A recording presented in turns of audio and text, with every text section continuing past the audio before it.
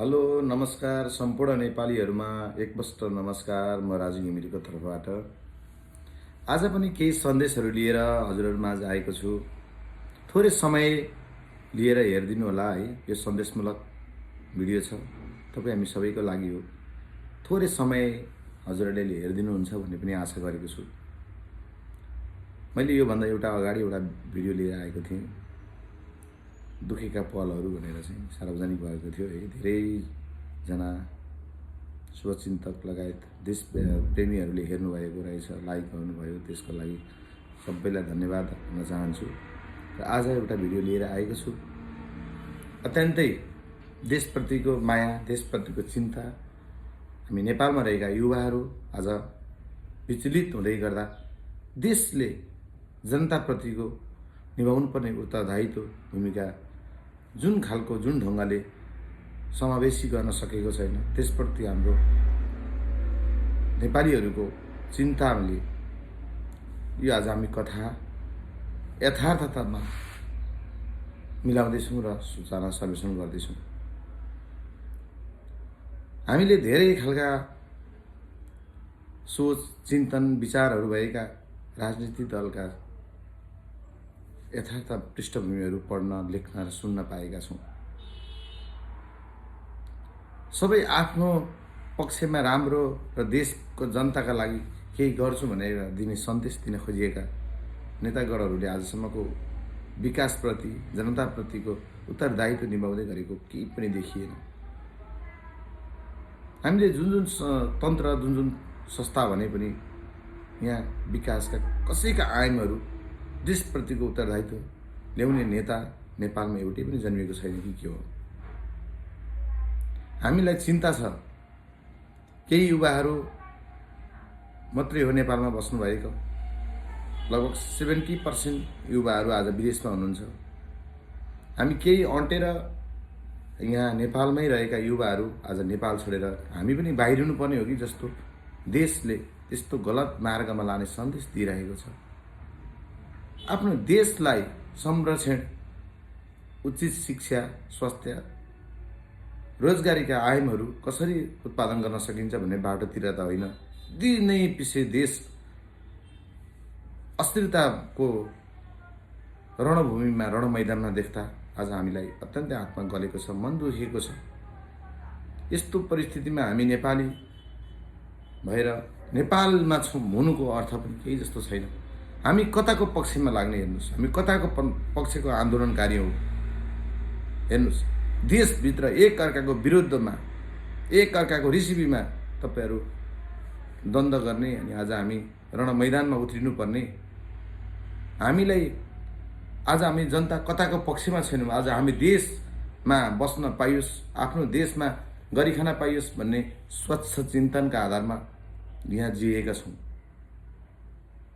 उच्च शिक्षित वर्गको मानिसहरूले देशको बाटोमा युवाहरूलाई कसरी लान सकिन्छ, कसरी बनाउने भन्ने कुनै पनि तपाईँहरूले एउटा फर्मालिटी, एउटा कुनै पनि प्र्याक्टिकल नगरी तपाईँहरू राजनीतिको नेता, राजकर्मी भन्न पनि मिल्दैन। हेर्नुहोस्, एउटा सामान्य स्ट्रिङ चलाएर गाडीमा बसेर कुदाउनको लागि त तपाईँको खलासी गरेर आएको ड्राइभर बन्नलाई सजिलो छैन नि, लाइसेन्स लिनुपर्छ। एउटा देश चलाउने, जुनसुकै पक्षबाट चलाए पनि आफ्नो देश चलाउने मालिक कुन सूत्रमा, कुन आधारमा ट्रेनिङ लिनुभएको छ। त्यसैले होला कि आज देश अलपत्रमा परेको। यस्तो देशमा गर्न पाइन्न। हामीलाई देशमा के नै चाहिएको छ र त्यत्रो जनविद्रोह गरेर, लडाइँ झगडा गरेर देशमा के नै आवश्यकता हो र हाम्रो माग, हामी सबै नेपालीको माग के नै हुनसक्छ र? यहाँ असल शिक्षा, स्वास्थ्य, रोजगारीका केही आयाम र सबैलाई एकै प्रकारको कानुन होस् भन्ने हामी जनताको माग हो। यहाँ त तपाईँको अहिले एकजना बाटोमा हिँडिरहेको मान्छेलाई कसैले कुट्यो भने, कुटेको देख्ने मान्छेले फलानाले कुट्यो भन्यो भने कुटेकोलाई कुटेको होइन, नकुटेकोलाई कुटेको भन्ने खालको स्थितिमा पनि देश त्यस्तो गलत बाटोमा हिँडिरहेको छ। हामी सधैँ त्यही हेरेर बस्ने, गलत पक्षमा सधैँ हामी बसिराख्ने। यसको विरुद्धमा उठ्दै गर्दा पनि आज कसैले केही पाउनेवाला छैन क्या। जनताले रगतको भेल बगाउने हो। यस्तो स्थितिमा हामी यो गुमराहमा राख्नु राजनीतिक नेताहरूको विश्लेषण गराइ गलत छ। हामीलाई सुशासनका निम्ति असल कानुन, असल देशका लागि असल कानुन, असल शिक्षाको आवश्यकता छ। यति नै होइन लडाइँ भनेको। यसका लागि जनताको माग विचारको शैलीमा रहेर कतिजना नेताहरू यहाँ प्रधानमन्त्री हुनुभयो, उहाँहरूले एउटै जनतासँग हामी यो लाइनबाट जान्छौँ भन्न सक्नु भएन कि यो हाम्रो लागि गलत हो, गलत छैन। हामी कति स्वीकार्ने, जहिले आँसु पुछेर नेपालमा नेपाली भएको मर्म भएन क्या। धेरैले मलाई कमेन्ट गर्नुभएको थियो अघिल्लो एउटा भिडियोमा, तपाईँले फुल चाहिँ किन यहाँ राख्नुभएको भनेर भन्नुभएको थियो क्या। हाम्रो नेपाली गाना छ, सयौँ थुङ्गा फुलका हामी एउटै माला नेपाली। यो गीतको सन्देश हो कि यो गीतको सन्देश हो। हामी नेपाली एउटा फुलको, एउटै फुलको मालामा हामी गाँसिएरका बसेका नेपाली, एउटा फुलभित्र धेरै सयौँ पत्रा फुलहरू छन्। हामी नेपाली हो, गाथा हो यो गीत। यो हाम्रो राष्ट्रिय गान रौन्जेल फुलप्रतिको माया र हामी जनता हामी एकै ठाउँमा फुलबारीमा छौँ भनेर मेरो कल्पना हो। तर होइन रहेछ क्या। देशले देखाएको यो अप्रिय घटनाहरू, मानवीय घटनाहरूप्रति आत्मग्लानि भएको छ। हिजो चैत्र 15 गतेको आन्दोलनमा धेरै नेपालीहरू आफ्नै दाजुभाइहरू मरेको हेर्दा मेरो मन रोएको छ। सबै नेपालीहरूको मन रोएको छ। यो होइन नि त, आखिर सेनाको मान्छे मरे पनि, पुलिसको मान्छे मरे नि, शस्त्रको मान्छे मरे नि, यता लोकतान्त्रिक पक्षको मान्छे मरे पनि, राजावादीको मान्छे मरे नि, हामी सबै नेपाली हो। यो वादी संस्था भन्ने कहाँबाट आयो? हामीलाई चाहिएको कानुन दरो बनाएर चाहिँ देशमा आयमूलक रोजगारीका आयामहरू खोल्नु होइन, यही होइन देशको लागि चाहिने असल कानुन। यति गर्न नसकेर ठुला नेताहरू, बौद्धिक सर्कलका मानिसहरूले नै जनतालाई गुमराहमा हालेर पटक पटक संविधान अन्तर्गतको उल्लङ्घन गर्दै नयाँ कानुन, नयाँ नीति ल्याउँदै आफू सुरक्षित र आफू भ्रष्टाचारका लागि मात्रै देशमा काम गर्न पाइँदैन।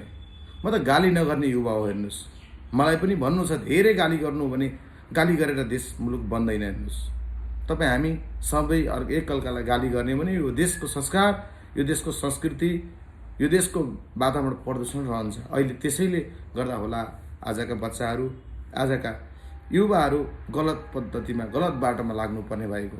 किनकि हाम्रो बाबुबाजेहरूको हाम्रा इनर्जी नै गलत बाटोमा प्रवेश गरेको, एकअर्कालाई गाली गर्नेको हाम्रा नेतागणहरूले वातावरण बनाउनु भएको छ।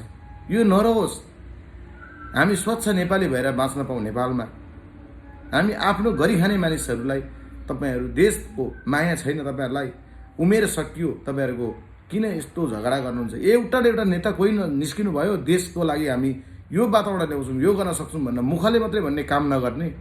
धेरै आए भनाइमा त हेर्नुहोस्, धेरै सार्थकता विचारहरू सुन्यो। सन्देश सुखी नेपाली समृद्ध नेपाल हो रहेछ है हामी नेपाली भएको। कति कर्म गर्ने, कति गर्व गर्ने, तर आजसम्म हामीले त्यो देख्न सकिनौँ। आज गलत बाटोमा जाँदाखेरि मात्रै सबैले प्रशंसा वाह गरेको देखिन्छ देशमा। हेर्नुहोस्, गीतहरू निस्किन्छन्, अलिक कलाकार वर्गहरू तपाईँहरूले सोचेर गाउनु होला है, तपाईँहरूले पनि गाली गर्ने, गाली नगरौँ भन्दै।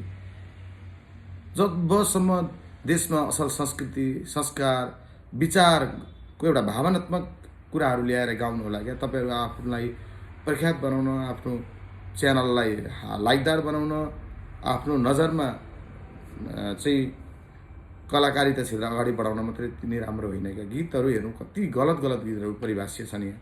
ती प्रति चाहिँ फेरि हाम्रो जनताहरू, हामी जस्ता मान्छेहरू चाहिँ उफ्री नाच्नु परेको छ। गीतहरू राम्रा छैनन् कि।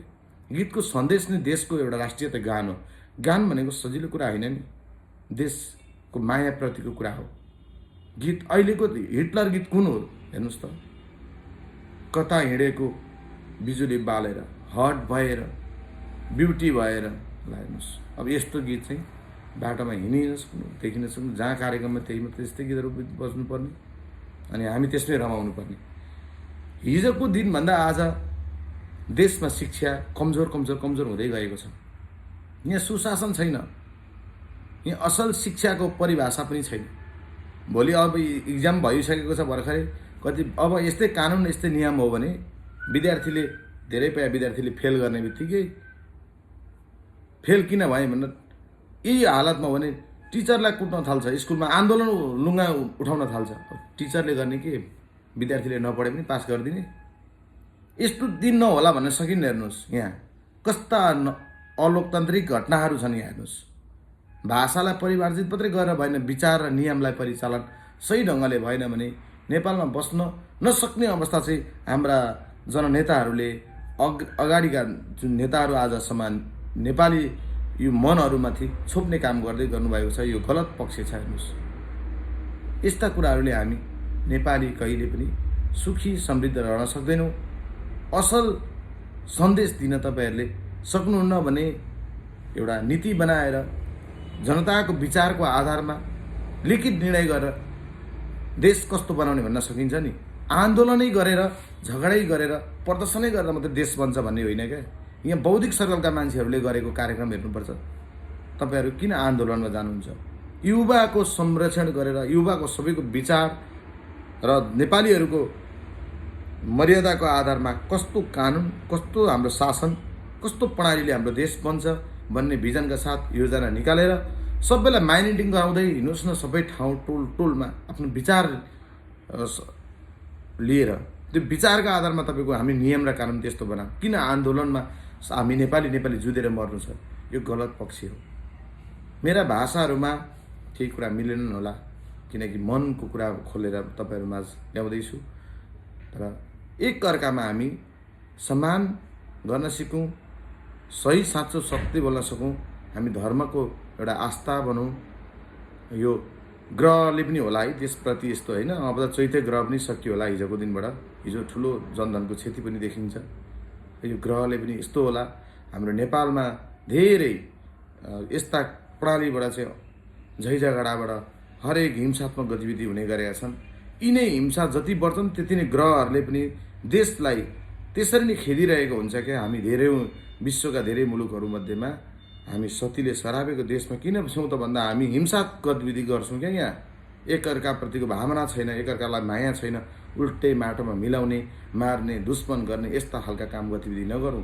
यसले त झन् रोग निम्तिन्छ। हेर्नुहोस्, हामीले एकअर्कालाई आज क्षणिक फाइदाका लागि दमन गरेर हामी भोलि हाँस्दैनौँ। हामी भोलिका सन्तानतीहरूलाई, भोलिका छोरा नातिहरूलाई खुसी राख्ने हो भने हामी असल प्रेरणा दिउँ, साँचो सत्य बोलौँ, त्यसपछि मात्रै विकास हुनेछ। हामी आज लुट्न सक्ने लुट कान्छा भन्ने जस्तो टन्न पैसा कमाउनका लागि चाहिँ गलत पद्धतिबाट आयौँ भने भोलिका सन्ततिहरू हाम्रा हुँदै मर्नेछन्।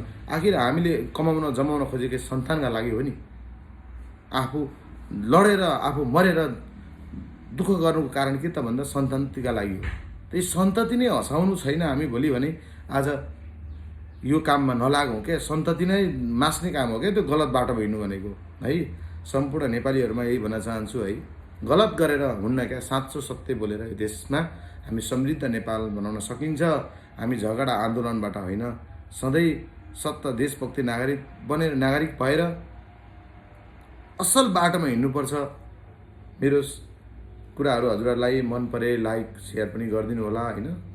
र गलत भए प्रतिक्रिया गर्नुभन्दा लाइक नगरिदिनु होला। गलत हुन सक्छन्, सबैलाई लाग्न सक्छ। प्रतिक्रिया खोजेर एन्सर दिने समय छैन हजुर, काममा व्यस्त हुनुपर्छ। एकछिन समय निकालेर फेसबुकमा बसेको छु। हजुरहरूलाई आफ्नो विचार लेखिदिनु होला।